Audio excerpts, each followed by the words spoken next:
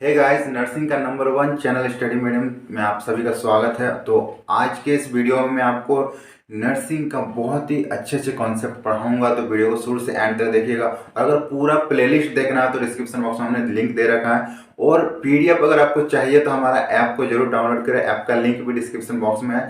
तो क्लास को एंड तक देखिएगा और पसंद आए तो लाइक जरूर कीजिएगा। चलिए शुरू करते हैं इसका क्लास। पहला क्वेश्चन से कौन सा गुप्ता सम्राट अपने सिक्कों पर बांसुरी या बीना बजाते हुए प्रस्तुत किया था? चंद्रगुप्त वन, चंद्रगुप्त टू, समुद्रगुप्त या फिर स्कंदगुप्त? तो इसका करेक्ट आंसर हो जाएगा option C, Samudragupta.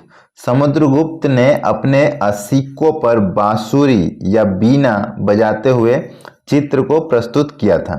Next question से जैन परंपरा के अनुसार पहला तीर्थकार कौन थे?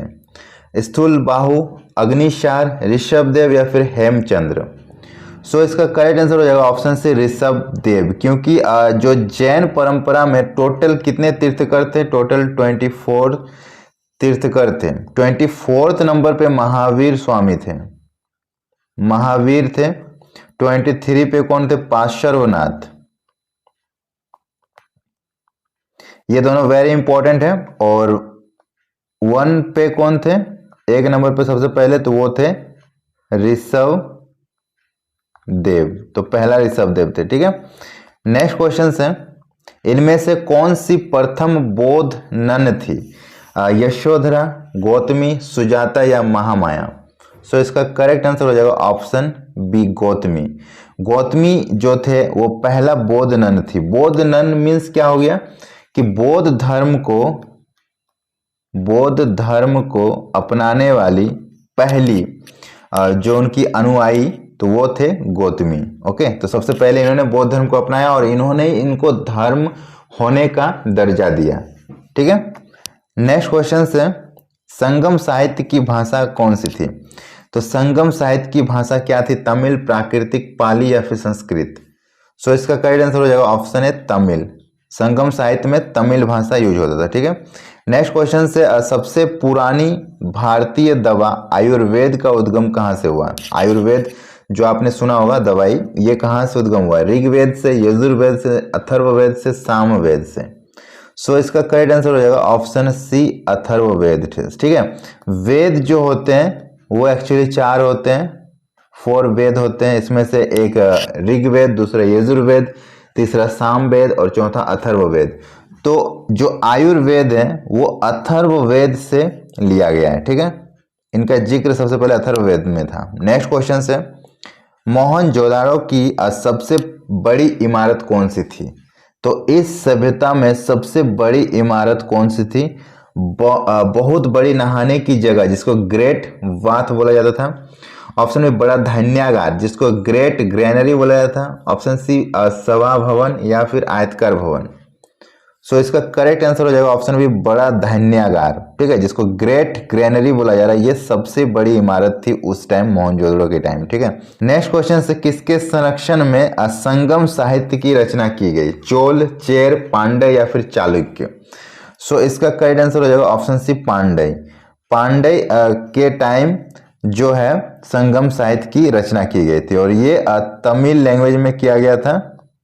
ठीक है, और ये दक्षिण भारत में उभरा था। ओके, नेक्स्ट क्वेश्चन से हर्यक राजवंश का संस्थापक कौन था? अजातशत्रु, बिंदुसार, बिंबिसार या फिर कालाशोक?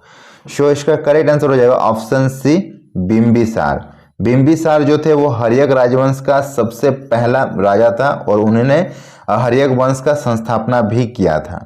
नेक्स्ट क्वेश्चन से इनमें से कौन सा सबसे पुराना जैन ग्रंथ कहा जाता है? 12 अंग, 12 उपांग, 14 पूर्व या फिर 14 उपपूर्व?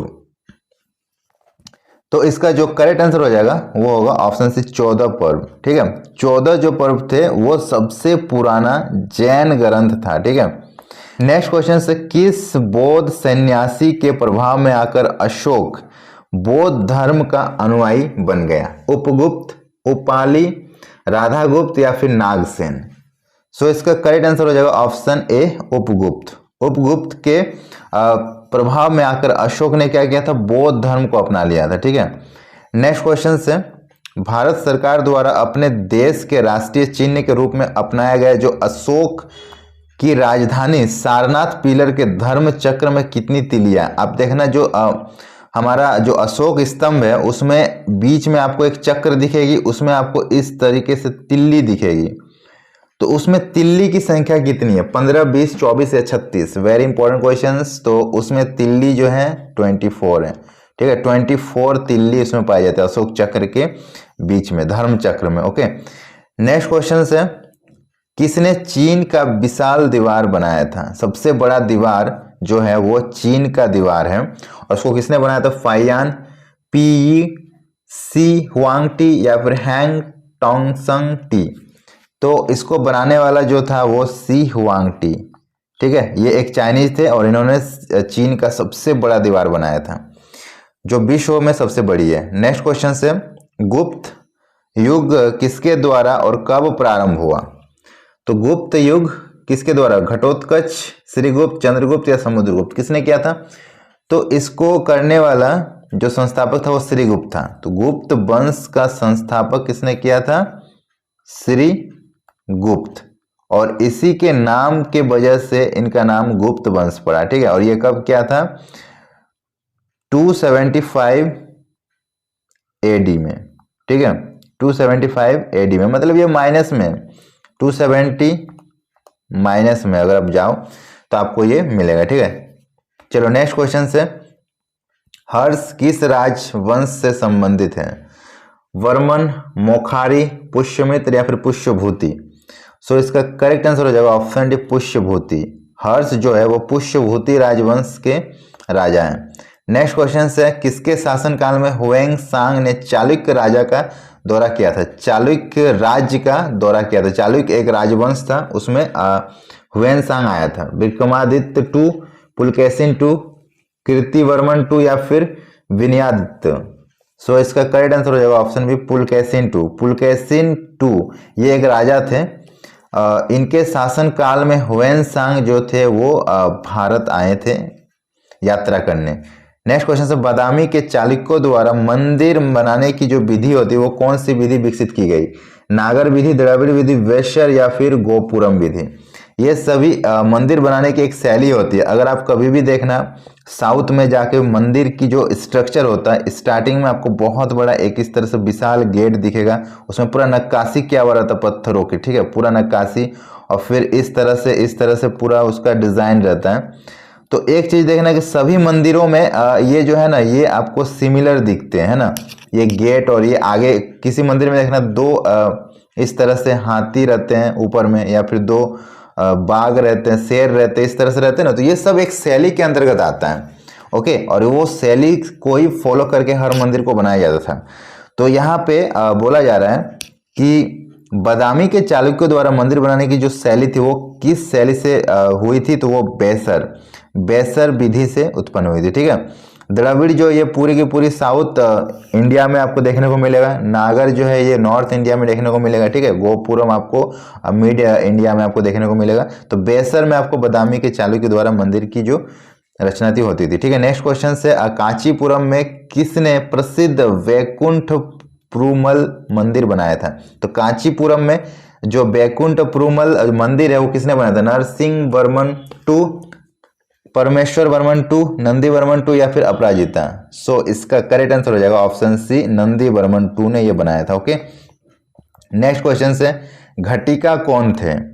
जैन शिक्षण संस्थान, बौद्ध सांस्कृतिक केंद्र, उच्च शिक्षा के ब्राह्मण संस्थान या फिर पल्लव काल में ग्राम सभाएं? सो इसका करेक्ट आंसर हो जाएगा ऑप्शन सी, उच्च शिक्षा के ब्राह्मण संस्थान थे घटिका, ओके। नेक्स्ट क्वेश्चन से, हाथी गुफा के शिलालेख किस राजा को प्रमाणित करता है? रुद्रवर्मन 1, गौतमी पुत्र सतकर्णी, समुद्रगुप्त या फिर खारवेल? सो इसका करेक्ट आंसर हो जाएगा ऑप्शन डी, खारवेल। हाथी गुफा शिलालेख जो है वो खारवेल राजा को प्रमाणित करता है, और ये उड़ीसा के राजा थे, ठीक है। उड़ीसा में इनका राजपाट चलता था और इन्होंने हाथी गुफा बनाया था। हाथी हाथी गुफा का निर्माण करवाया था खारवेल राजा ने। ओके, तो हाथी गुफा शिलालेख में इन राजा का पूरा वर्णन आपको मिल जाएगा। नेक्स्ट क्वेश्चन से, सेन राजवंश का संस्थापक कौन था? विजय सेन, लक्ष्मण सेन, असामत सेन या फिर विनय सेन? सो इसका करेक्ट आंसर हो जाएगा ऑप्शन सी, सामंत सेन। ठीक है, सेन राजवंश का संस्थापक सामंत सेन थे। ओके, जो भी अभी तक तैयारी शुरू नहीं की हो शुरू कर दो, आप हमारे ऐप के साथ ज्वाइन हो जाओ। आपको यहाँ पे सक्सेस बैच मिलेगा जो एम्स के लिए एकदम परफेक्ट होगी। यहाँ पे आपको recorded classes, live classes, chapter wise notes, doubt session, practice set, weekly test और प्रीवियस ईयर क्वेश्चंस के कंप्लीट सॉल्यूशन मिलेंगे और यहाँ पे 100% सिलेक्शन की गारंटी है। ये कोर्स आपको सिर्फ और सिर्फ 499 में कराया जाएंगे पूरा एकदम, जब तक आपका एग्जाम नहीं हो जाता आपका कोर्स क्लासेस चलेगी। ऑलरेडी क्लासेस चल रही है, सभी लोग जल्दी जल्दी ज्वाइन हो जाओ। उसके बाद आपको प्रैक्टिस के लिए हमने एक पीडीएफ प्रोवाइड कराया हुआ है जिसमें 8000 ऑब्जेक्टिव क्वेश्चंस है जो हिंदी इंग्लिश दोनों भाषाओं में मिलेगी और इसमें आपको सारे सब्जेक्ट के क्वेश्चन मिल जाएंगे। ये आपको 149 में मिलेगा, ये भी आपको हमारे ऐप में ही मिलेगा। ठीक है, तो ऑल सब्जेक्ट का प्रैक्टिस करना तो ये पीडीएफ आप ले लेना और ऐप का लिंक हमने डिस्क्रिप्शन बॉक्स में दे रखा है या फिर जाकर प्ले स्टोर में सर्च करना, स्टडी मीडियम आपको दिख जाएगी। और कोई भी डाउट अगर हो तो आप इस हेल्पलाइन नंबर पर कॉल करना, आपको इंस्टेंट सॉल्यूशन मिलेगा। और अगर आपको कोर्स परचेज करने में प्रॉब्लम होती है तो आप इस नंबर पर डायरेक्ट फोन पे, गूगल पे, पेटीएम कुछ भी कर दो और आप हमें व्हाट्सएप कर देना, आपका कोर्स एक्टिव हो जाएगा। ठीक है, तो जैसे ही इस फॉर्म से रिलेटेड कोई भी अपडेट आएगी सबसे पहले इस चैनल में मिलेगी। चैनल को सब्सक्राइब कर लीजिए। यूट्यूब में भी क्लासेस हमारी चल रही है, उसको अटेंड कीजिए। वीडियो अगर पसंद है तो लाइक कीजिए, सबके साथ शेयर कीजिए। मिलते हैं नेक्स्ट वीडियो में, तब तक के लिए बाय बाय।